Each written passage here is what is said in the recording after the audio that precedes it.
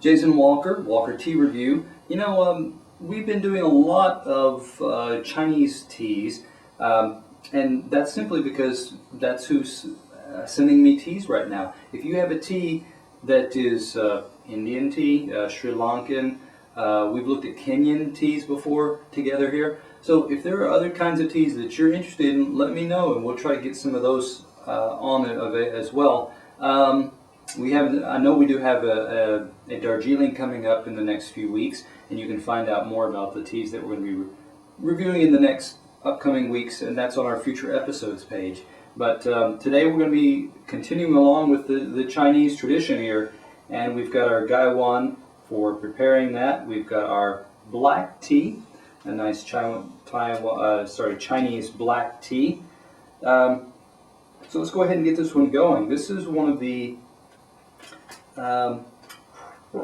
as far as I understand, this is one of the earlier of the black teas from China to really catch on, I would say.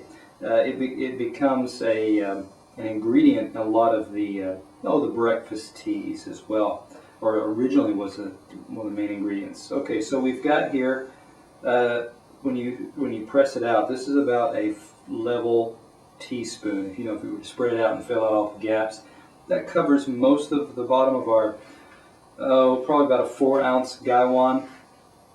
We're going to add just a pinch more. This is a Keemun. Keemun is the Chinese name would go. And our water has been brought to a very early boil and allowed to cool for just a few seconds. Because it's a black tea, it can take a bit of a higher temperature. Okay. So we're going to add that. We're going to go right up close to the edge of the rim of this bowl, because when we put the lid on, we want a little bit of water stick out above the rim of the lid. Set that to the side and let that steep for just a few brief moments. We put in enough tea leaf, and we had enough high temperature that we can do a kind of briefer steeping and get more steepings out that way. That's a style that I find gives you a lot more opportunities to experience that leaf. Let's talk about this for a minute, though. This is from TeasEtc. This is, as we said, their Keemun. 1 ounce is available for $5.95. This is a sample size, and when you order from TeasEtc, which when you do, you can request samples of different kinds of tea. So you can be thinking about, what kind of tea would I like to try next? This is a great way to, start that off and decide, well, is this one really worth an order or a purchase? Check it out. Keemuns are from the area, the town of Ximen, and that is in Anhui province. So this is from the traditional origin of the Keemun tea. I keep wanting to put this down. 1 ounce, $5.95, and let's talk about this dry leaf before I get carried away.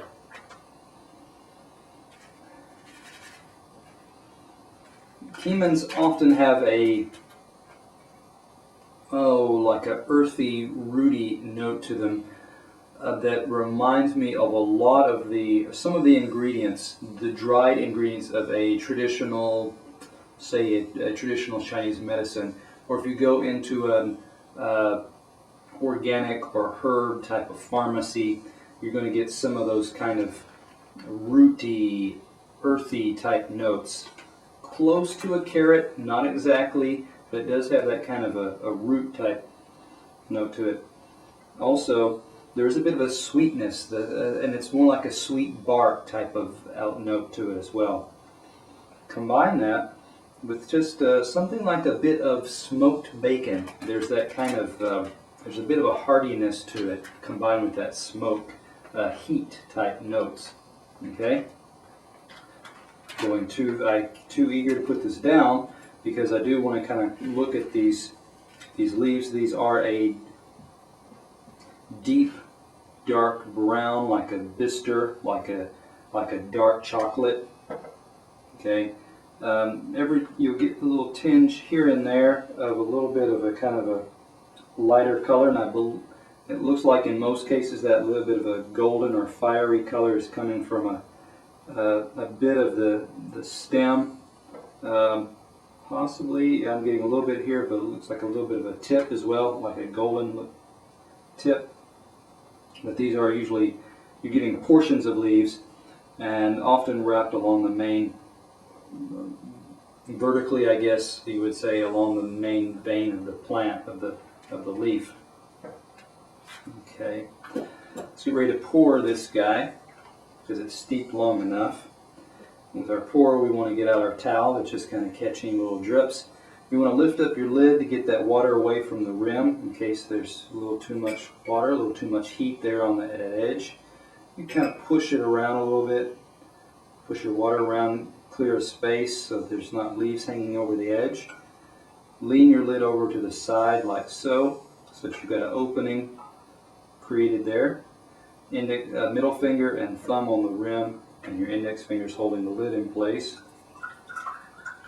And we got a couple little particles, pieces of leaf that went through, but for the most part, we were able to keep those in the bowl, and pretty good about not leaving any drops there.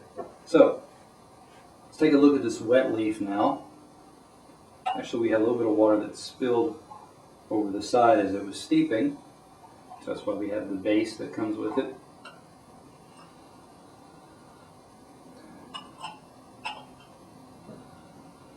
Again, some of that kind of roasted carrot is coming out off of this, so it does have a bit of a sweetness. It's got an earthiness to it.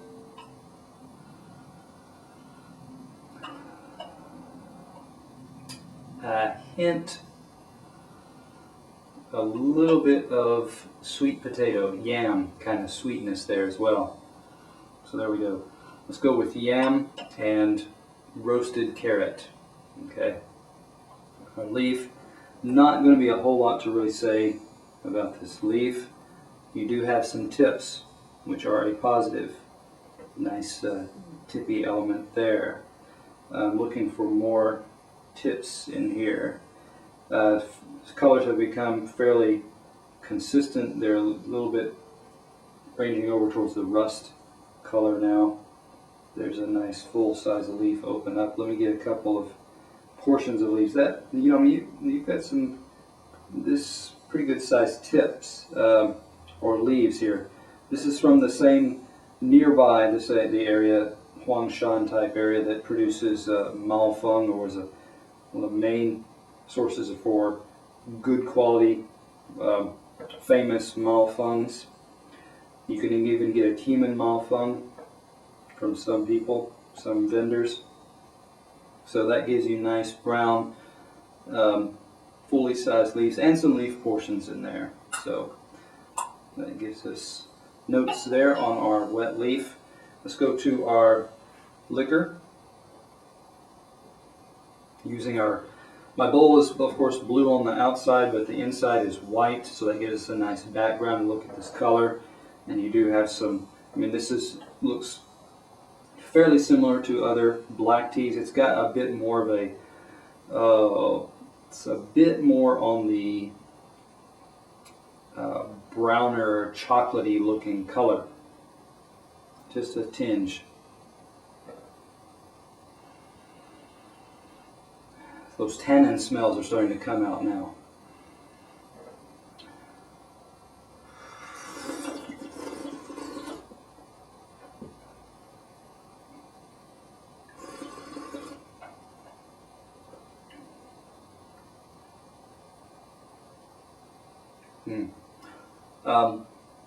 Astringency really isn't coming out like almost like, say, a black tea bag type. So it doesn't have that bite to it, which gives it a smoother feel, really.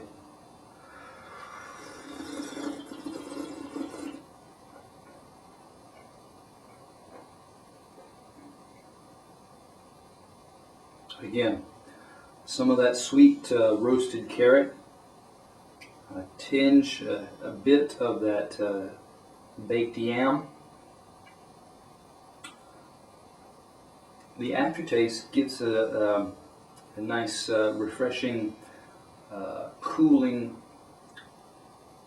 tingling, a bit of sweetness there. A bit of, again, like a roasted carrot type sweetness, so it's an earthy sweetness to it.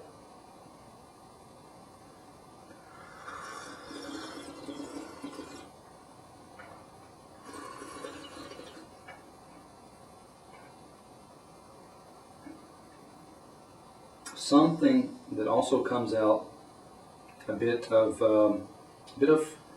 dark chocolate, just thin, veiled dark chocolate there. So bitterness, none to really significantly note. Astringency, there is some present. You detect it more in the aftertaste. Now, it's not a harsh cut when in the taste, in the mouth, though. Aftertaste carries on, gives you that kind of that taste of having eaten dark chocolate, and that bitterness that can sit in your mouth after a piece of dark chocolate. So, looking at this tea as a whole, we had a nice leaf here in our dry leaf. A point to note: depending on how much of how the leaf has been processed and when you get your tea, how much fanning, or I should say not fanning, but little particles you get. The smaller the particle, when you put that in your cup, it's going to release more, and it's going to release those aromas and notes faster. So you've got, depending on the leaf size, if you've got a large leaf size, those are going to release slower, while the smaller pieces are going to release more of that intensity sooner, quicker. So you have to get that right balance as far as leaf size and the timing of how they release. That being said, our wet leaf, fairly consistent, good notes there. Now our Keemun, or I should say our liquor here, could have brought out a little bit more nuance on that chocolatey type note. It does have those earthy notes that are characteristic, the roasted carrot, the baked yam. The astringency there was on par, so to speak. The aftertaste gave us that kind of bitter, dark chocolate type of slight bitter, sweet element to it.